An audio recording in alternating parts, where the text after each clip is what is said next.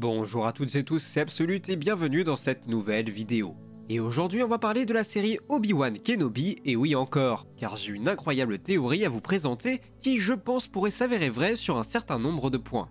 Un petit mot avant pour revenir sur la vidéo de ce week-end consacrée au Grand Inquisiteur. Pour vous l'aurez compris, elle était planifiée à l'avance et je n'avais pas du tout prévu ce qui allait se passer, donc autant vous dire que je me sens pas du tout idiot après avoir sorti cette phrase. Donc ne vous en faites pas, il ne devrait rien lui arriver de trop grave dans la série. Non. Mais bref, la théorie que j'ai à vous présenter va également répondre à cette problématique du Grand Inquisiteur. Mais commençons par le début de cette théorie. Cherchons d'abord à comprendre qui est vraiment Reva, la troisième sœur, et pourquoi par exemple elle est au courant du fait qu'Anakin Skywalker et Dark Vador sont une seule et même personne. Vous en avez peut-être déjà entendu parler, c'est une théorie qui commence à faire son chemin sur les réseaux sociaux, mais il y a de fortes chances que la scène d'introduction de la série ne soit pas uniquement là pour nous rappeler l'Ordre 66. En effet, l'épisode s'ouvre sur une Padawan en particulier, une apprentie qu'on reverra également un peu plus tard, toujours positionnée au centre du plan. La caméra se concentre donc sur elle, et ce n'est pas pour rien, puisque son physique n'est pas sans nous rappeler celui de Reva, la troisième sœur, qui comme nombre de ses confrères inquisiteurs, aurait elle aussi appartenu à l'ordre Jedi, fut un temps. C'est même pour ainsi dire sûr à 100% que cet apprenti est bien Reva, il y a trop d'indices. Cependant, la question maintenant, c'est de savoir comment elle a pu rejoindre l'Inquisitorius. D'après le Grand Inquisiteur, elle est la dernière à les avoir rejoints, et effectivement jusqu'alors on ne l'avait jamais vue. D'ailleurs une question que je me pose, et qui n'a pas forcément de réponse, c'est de savoir s'il y a une logique au chiffre qui est donné à chaque inquisiteur. Est-ce que ce chiffre désigne leur placement dans la hiérarchie? Ça, il y a peu de chances que ce soit ça, car ça ne change jamais, et ça ne peut pas non plus être leur ordre d'arriver dans l'Inquisitorius, puisque Reva est la dernière arrivée d'après ce qu'on nous dit. Donc tout ça me semble un peu abstrait, mais passons. Et d'ailleurs, pour la suite de la théorie, voici un petit rappel d'un échange très important entre les deux personnages. It will not change what you are. And what is that? The least of us. You came to us from the gutter. Your ability gave you station, but all the power in the world can't mask the stench beneath. Maybe that stench is your failure. Dans cette scène, on notera que Reva rétorque au Grand Inquisiteur que cette odeur qu'il sent chez elle est peut-être aussi celle de son propre échec. Et là, ça rejoint une autre théorie, car comme vous le savez sûrement, avant la Purge, le Grand Inquisiteur était un gardien du Temple. Or, ceux-ci se sont forcément fait massacrer par Vador et ses troupes. La question, c'est de savoir si le Grand Inquisiteur, que je vais surnommer GI à partir de maintenant parce que sinon ça va commencer à devenir lourd, avait déjà trahi l'ordre Jedi ou non. Et si tel était le cas, et qu'il avait par exemple éliminé ses anciens camarades, Reva serait l'un de ses échecs car elle serait parvenue à survivre au massacre du Temple auquel il avait pris part. Ou alors d'un autre point de vue, elle représente l'un de ses échecs car il était responsable de la sécurité du temple et n'est pas parvenu à sauver les apprentis de l'attaque menée par Vador. Ce sont deux options qui sont envisageables. Mais quoi qu'il en soit, on peut comprendre qu'elle voue une sorte de haine féroce pour le Grand Inquisiteur.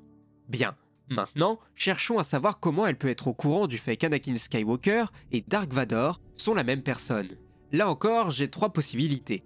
La première, c'est que comme elle se trouvait au sein du temple au moment de l'attaque, elle a pu voir au loin Anakin être appelé Seigneur Vador par des soldats clones. C'est la solution la plus simple.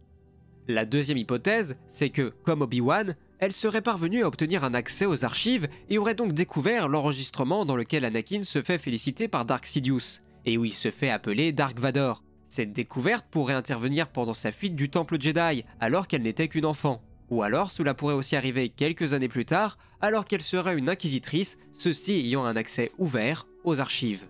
Et la troisième hypothèse que j'ai à vous présenter, alors attention elle est un peu plus osée, j'ose imaginer que Reva aurait pu être recueillie directement par l'empereur Palpatine, et qu'il a pu l'élever dans le plus grand secret avant de finalement l'envoyer se perfectionner au sein de l'Inquisitorius. Et dans le même temps, il aurait également pu lui apprendre qu'Anakin et Vador, son apprenti officiel, étaient bel et bien la même personne. C'est plus osé comme hypothèse, mais ce n'est pas impossible. Dans le Legends, Sidious disposait de nombreux agents qu'il appelait ses mains, la plus célèbre étant bien sûr Mara Jade. Sans compter que si son entraînement a commencé avec Sidious, cela expliquerait pourquoi elle est à ce point ambitieuse dans la série, et qu'il lui a inculqué un vrai côté Sith dans son apprentissage. Une autre question qu'il nous reste à régler, c'est de savoir pourquoi elle met autant de dévotion à vouloir trouver et dénicher Obi-Wan Kenobi. Il est question d'ambition évidemment, le GI en est lui aussi persuadé et se demande jusqu'où elle espère aller, elle qui ne serait rien sans eux. Au début, je me disais qu'elle était juste sacrément ambitieuse, mais en y réfléchissant bien, je me demande s'il n'y aurait pas plus que cela. Je me demande si elle n'aurait pas une raison personnelle d'en vouloir énormément à Obi-Wan. Donc j'ai commencé à réfléchir pour savoir pour quelle raison elle pourrait lui en vouloir. J'ai là encore deux hypothèses. La première, c'est qu'elle a vu Obi-Wan et Yoda intervenir dans le temple Jedi, c'est une première possibilité, mais j'y crois moyennement, car je pense que les deux Jedi auraient senti sa détresse, donc j'ai quelques doutes. La deuxième hypothèse, qui me semble nettement plus envisageable, c'est qu'elle aurait également pu découvrir l'appel passé par Obi-Wan aux Jedi survivants de la Purge, celui où il les enjoigne à disparaître et à se cacher.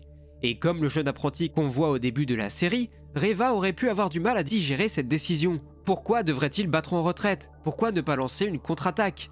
Voici pourquoi elle pourrait en vouloir à Obi-Wan, selon moi. Mais après tout ce préambule, nous allons pouvoir nous intéresser au cœur du sujet, ce qu'il pourrait se passer dans la suite de la série.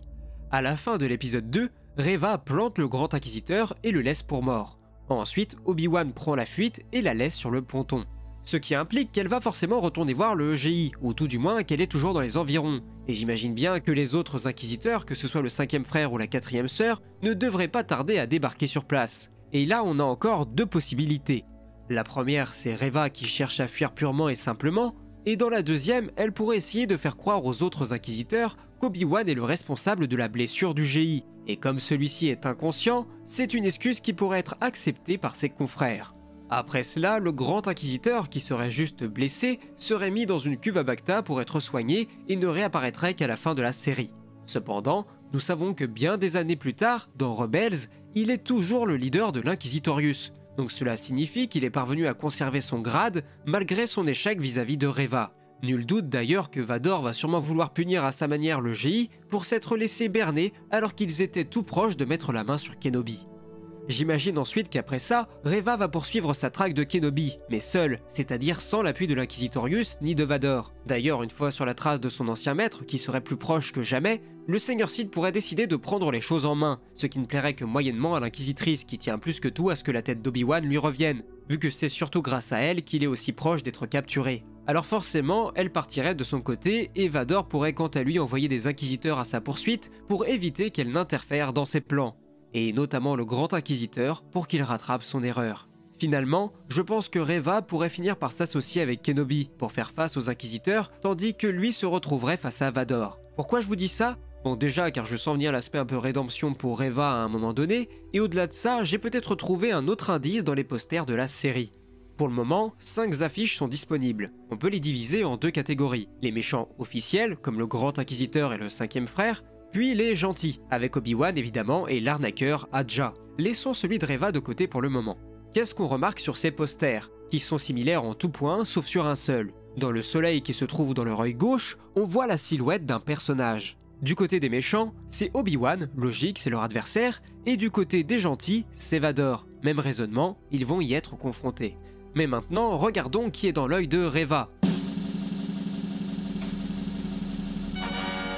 Et oui, c'est Dark Vador. Bon, peut-être que ça ne veut rien dire, mais quand même je trouve que c'est un détail qui vaut le détour, et je ne pense pas que ce soit dû au hasard, donc n'hésitez pas à me dire ce que vous en pensez. Et pour en finir avec cette théorie, je pense qu'au terme de tout ceci, Reva sera bien tuée par le Grand Inquisiteur car on ne la voit pas plus tard, ce qui lui permettra donc d'obtenir sa vengeance, ce qui nous permet de raccorder les ponts avec Rebels où il est toujours en odeur de sainteté et où il prend directement ses ordres de Vador. Sans compter que, comme il le dira lui-même, il y a des sorts bien pires que la mort. Donc peut-être qu'après sa grosse blessure, Vador va lui donner un aperçu de ce qu'il entend par un sort bien pire que la mort.